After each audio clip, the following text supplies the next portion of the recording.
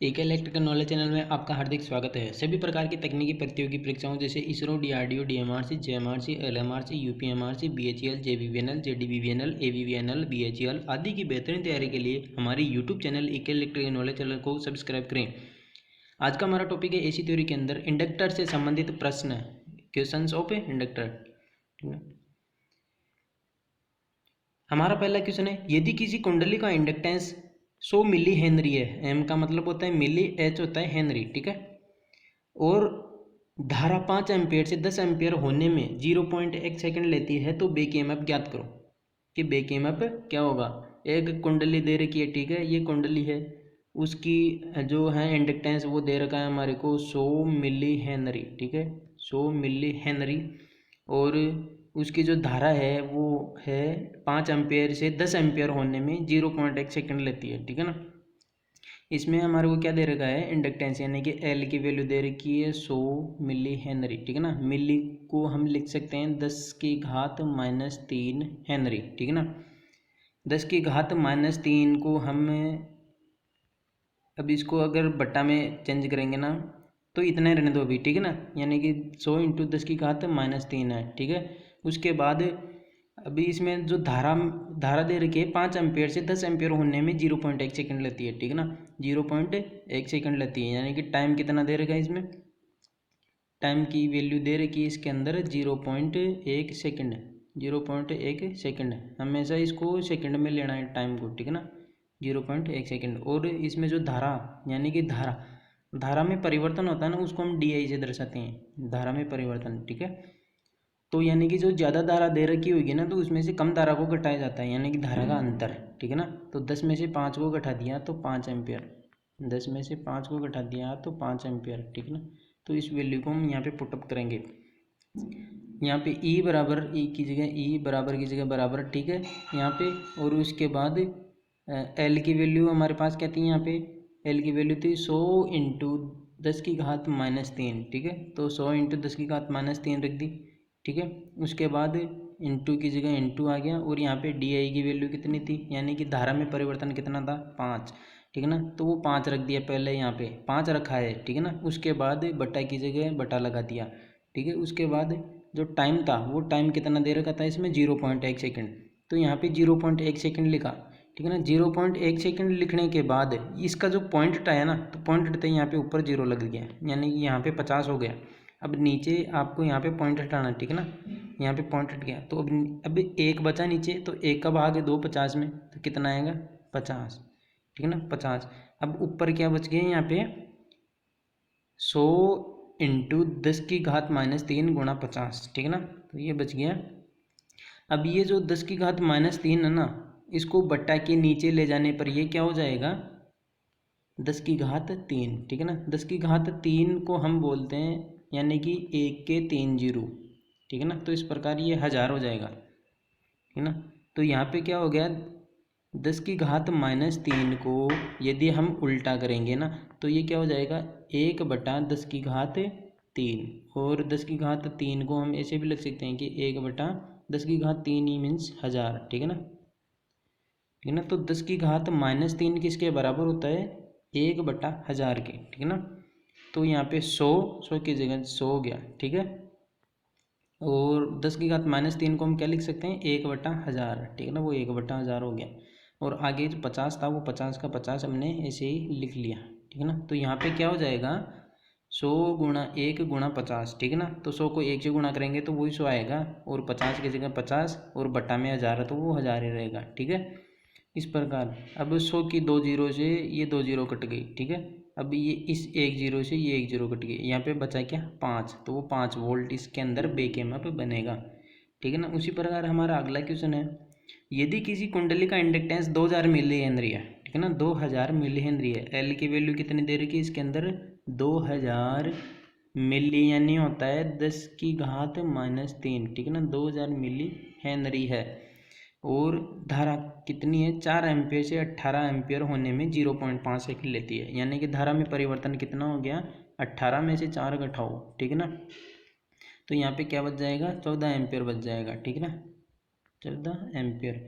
और समय कितना है यहाँ पे 0.5 सेकेंड, यानी कि टाइम की वैल्यू दे रखी है इसमें डी टी की वैल्यू, ठीक है ना। समय में परिवर्तन इसको टी से भी दर्शा सकते हैं यहाँ पे, तो यहाँ पे दे रखा है 0.5 सेकेंड, ठीक है ना, 0.5 सेकेंड। अब इस वैल्यू को हम यहाँ पे पुटअप करेंगे।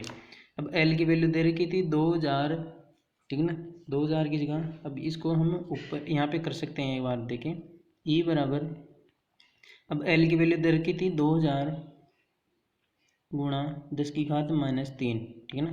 10⁻³ को अभी हमने ऊपर देखा था, एक बार फिर से देख लेते हैं कि 10⁻³ होता है ना, यदि उसको हम बटा के नीचे लेके जाते हैं ना तो 1/1000 हो जाता है, ठीक है ना, ठीक है ना, 1/1000, यानी कि 10⁻³ की जगह हम 1000 भी लिख सकते हैं, ठीक है, 1/1000 लिख सकते हैं इसको, इसकी जगह में 1/1000 लिख लिया 10⁻³ की जगह।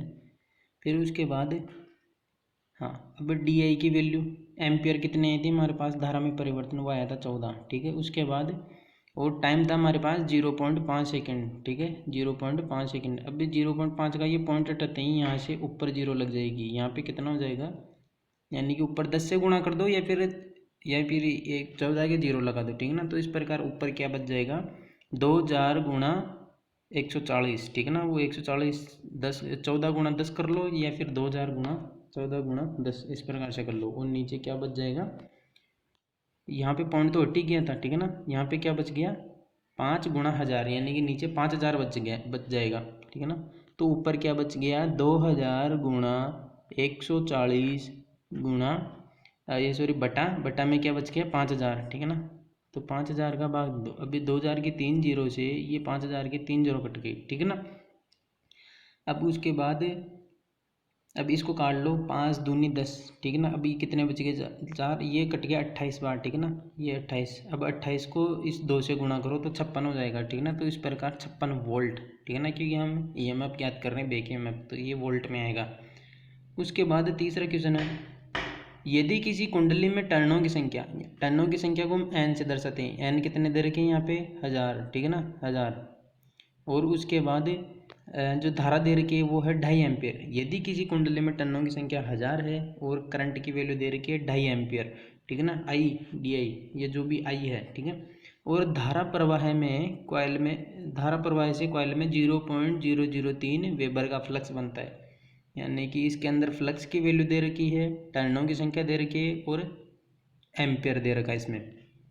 तो एल बराबर एन की वैल्यू दे रखी थी 1000, वो 1000 हमने यहाँ पे रख ली, ठीक है, 1000 यहाँ पे रख ली। उसके बाद एम्पियर, उसके बाद हाँ, ये जो फ्लक्स दे रखा था फ्लक्स था यहाँ पे 0.003 वो रख लिया, ठीक है ना। हमने क्या किया, टर्नों की संख्या रख ली, फ्लक्स की संख्या यहाँ पे रख ली, उसके बाद बटा लगाया, बटा के बाद एम्पियर कितना दे रखा था यहाँ पे 2.5 एम्पियर, ठीक है ना। तो 2.5 को नीचे लिखा, ठीक है ना। तो 2.5 को नीचे लिखते ही यहाँ पे क्या हुआ, 2.5 का हमने पॉइंट हटाया तो ऊपर 10 से गुणा कर दिया, ठीक है ना। यदि बटा के नीचे वाली संख्या से यदि किसी संख्या का पॉइंट हटाते हैं ना तो बटा के ऊपर जाके वो 10 लग जाता है, यानी कि पॉइंट के बाद कितने अंक होते हैं उसके हिसाब से यहाँ पे 0 लग जाते हैं। तो यहाँ पे पॉइंट के बाद एक अंक था यानी कि 5, तो इस प्रकार से मैंने ऊपर इसको मल्टीप्लाई कर दिया। फिर उसके बाद ये जो 0.003 है ना, इसका पॉइंट हटा दिया मैंने यहाँ से, पॉइंट हटाते हैं यहाँ क्या बचा, पॉइंट के बाद कितना है, पॉइंट के बाद 3 अंक है, तो बटा के नीचे मैंने 1000 से गुणा कर दिया, ठीक है ना। तो यानी कि यहाँ पे क्या बच गया, इसका भी पॉइंट हट गया और इसका भी पॉइंट हट गया, तो ऊपर क्या बच गया 1000 गुणा 3 गुणा 10, है ना, तो 30,000 हो गया ये, 1000 गुणा 3 गुणा 10, ठीक है ना। तो 30,000 हो गया ये, बटा के ऊपर 30,000 और फिर नीचे क्या बच जाएगा ये 25,000, ठीक है ना, 25,000। अब ऊपर की जीरो और नीचे की जीरो आपस में कट जाएगी, ठीक है। उसके बाद इसको 5 से काटा, 5 छंग 25 और इसको 5 से काटा, 5 छंग 30, ठीक है ना।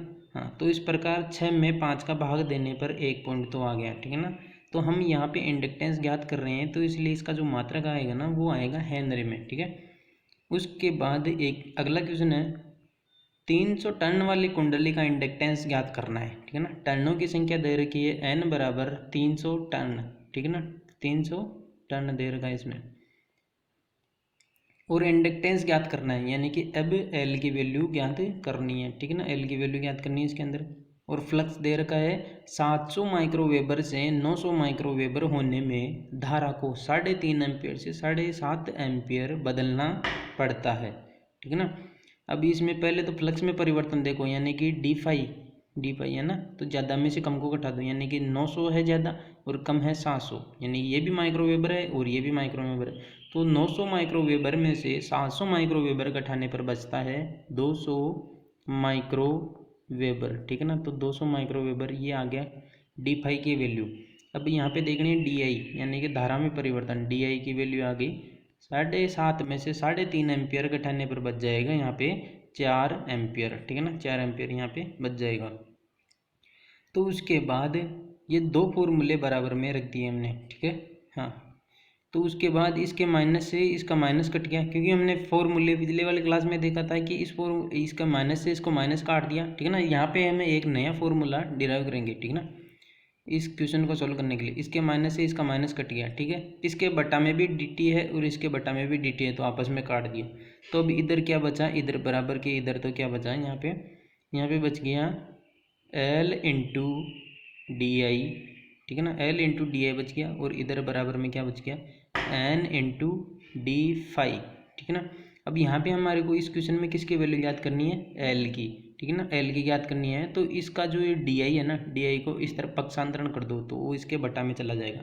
तो लास्ट एंड फाइनल फॉर्मूला क्या बनेगा, L बराबर N D phi upon D I, ठीक है ना। तो ये वाला फॉर्मूला बनेगा यहाँ पे। तो इस फॉर्मूले से आपको ये क्वेश्चन खुद से ही सॉल्व करना है और कमेंट बॉक्स में आपको इसके आंसर बताने हैं कि आपके कितने आंसर आए, ठीक है ना। इसमें फॉर्मूला ये लगेगा, ठीक है ना, ये फॉर्मूला। तो देखते हैं, देखिए आप कितना जल्दी आंसर देते हो इसका। उसके बाद है, यदि किसी कुंडली में अधिकतम धारा 20 एम्पियर, कुंडली के अंदर 20 एम्पियर धारा दे रखा है, तो तीसरे समय स्थिरांक में कुंडली में बहने वाली धारा क्या होगी, ठीक है ना। पिछली वाली क्लास में हमने पढ़ लिया कि एक जो इंडक्टर होता है ना, वो 5 समय स्थिरांक में चार्ज होता है, ठीक है ना। ये जो साइन वेव चलती है ये 5 समय स्थिरांक में चार्ज होती है। पहला यहाँ पे आता है, दूसरा समय स्थिरांक यहाँ पे, तीसरा समय स्थिरांक यहाँ पे, चौथा समय स्थिरांक यहाँ पे, तो पांचवा समय स्थिरांक यहाँ पे, ठीक है ना। तो उसी प्रकार पहले समय स्थिरांक में चार्ज होता है 63%, दूसरे में होता है 85%, तीसरे में होता है ये 95% और चौथे में होता है 98% और पाँचवें समय स्थिरांक में चार्ज होता है पूरा 100%। तो ये पूछ रहा है कि तीसरे समय स्थिरांक में कितना चार्ज होता है, यानी कि कितनी धारा बहेगी, ठीक है ना। तो जो तीसरा समय स्थिरांक वो 95%, यानी कि पहला जो समय स्थिरांक था वो 63, दूसरा है 85, तीसरा है 95, फिर 98, फिर 100, ठीक है ना। तो तीसरे समय स्थिरांक में 95% चार्ज हो जाता है, हाँ। तो जो अधिकतम करंट होती है ना उसका 95%, अधिकतम करंट थी 20, तो 20 का 95%, ठीक है ना, 95%। इस परसेंट को अगर हम हटाएंगे ना तो ये बटा में 100 लग जाता है, ठीक है। तो 20 से कट गया 5 बार और फिर 5 से 95 कट गया 19 बार, ठीक है ना। तो इस प्रकार ये 19 एम्पियर आएगी। उसके बाद छठा क्वेश्चन है, यदि किसी कुंडली में आरोपित ईएमएफ, यानी कि ये कोई कुंडली है, ठीक है ना, इस कुंडली पे आरोपित ईएमएफ उसको बोलते हैं, यानी कि जो हम बाहर से सप्लाई देते हैं ना यहाँ पे, तो उसको हम आरोपित ईएमएफ बोलते हैं, ठीक है ना। और आरोपित ईएमएफ और जो कुंडली खुद अपना ईएमएफ बनाती है ना उसको हम बोलते हैं बेक ईएमएफ, ठीक है ना। तो आरोपित ईएमएफ और बेक ईएमएफ में कितना डिग्री का अंतराल होता है, वो होता है 180 डिग्री का। वो देखना कैसे, ठीक है ना। तो यहाँ पे कोई साइकिल चलती है, ठीक है ना। ये तो होता है कुंडली के अंदर वोल्टेज जो हम अप्लाई करते हैं, ठीक है ना, और ये होती है कुंडली में बहने वाली करंट, ठीक है ना, क्योंकि वोल्टेज 90 डिग्री आगे होती है और करंट 90 डिग्री पीछे होती है, ठीक है। ये तो वोल्टेज वो है जो हम अप्लाई कर रहे हैं, और जो अप्लाई वोल्टेज होती है ना उसका अपोजिट काम करता है बेक ईएमएफ। तो बेक ईएमएफ इस तरफ उल्टी तरफ बनेगा, ठीक है ना। तो यहाँ पे हो गया बेक ईएमएफ, जो हम पिछली क्लास में पढ़ चुके हैं, ठीक है। अगर आपने नहीं देखा है पिछला वीडियो तो इस डिस्क्रिप्शन में इस जो जो चैप्टर है, ठीक है ना, तो उसके सारे लेक्चर इसमें दी हुई है, तो उस लिंक पे क्लिक करके आप जा सकते हैं। उसके बाद ये था आरोपित वोल्टेज, ये इसका अपोजिट काम करता है, ये बेक ईएमएफ, ठीक है ना। और ये हो गई करंट। तो इसमें पूछा है क्वेश्चन में कि आरोपित ईएमएफ और बैक ईएमएफ में कितने डिग्री का अंतराल होता है। आरोपित ईएमएफ और बैक ईएमएफ में 180 डिग्री का अंतराल होता है, ठीक है ना, क्योंकि 90 डिग्री ये है और 90 डिग्री इधर है, ठीक है ना। तो ये ओवरऑल हो गया इसमें 180 डिग्री का। तो इस प्रकार से आ गया। अगला क्वेश्चन है, प्राइमरी कुंडली और सेकेंडरी कुंडली के ईएमएफ के बीच कितने डिग्री का अंतराल होता है। वो होता है 0 डिग्री का, क्योंकि ट्रांसफॉर्मर के अंदर मान लो कि ये कोई कुंडली है और दूसरी ये है, ठीक ना। तो इसमें मान लो कि हमने इधर से 100 वोल्ट दिया, ठीक है ना, तो उसके 100 वोल्ट से इधर कोई लेना देना नहीं है, चाहे इधर कुछ भी हो, ठीक है ना। हाँ, तो यानी कि इस इधर का जो वोल्टेज है, इधर का जो वोल्टेज है, उन दोनों के बीच में जो कोण बनेगा उससे कोई एक दूसरे से कोई लेना देना नहीं है। तो इस प्रकार 0 डिग्री यहाँ पे आ जाएगा। अब उसके बाद है, यदि इंडक्टर में करंट को दोगुना कर दिया जाए तो इंडक्टेंस पे क्या प्रभाव पड़ेगा। इंडक्टेंस करंट पे डिपेंड नहीं करता है, ठीक है ना। ये कोई कुंडली होती है, इंडक्टेंस होता है एक प्रकार से कोई कुंडली का गुण ही होता है। अब इस कुंडली का गुण है, मान लो कि ये 2 ओम इसका रेजिस्टेंस है, जो भी है, मान लो कि हेनरी है, हेनरी में आता है ना, इसका इंडक्टिव रिएक्टेंस 2 हेनरी है।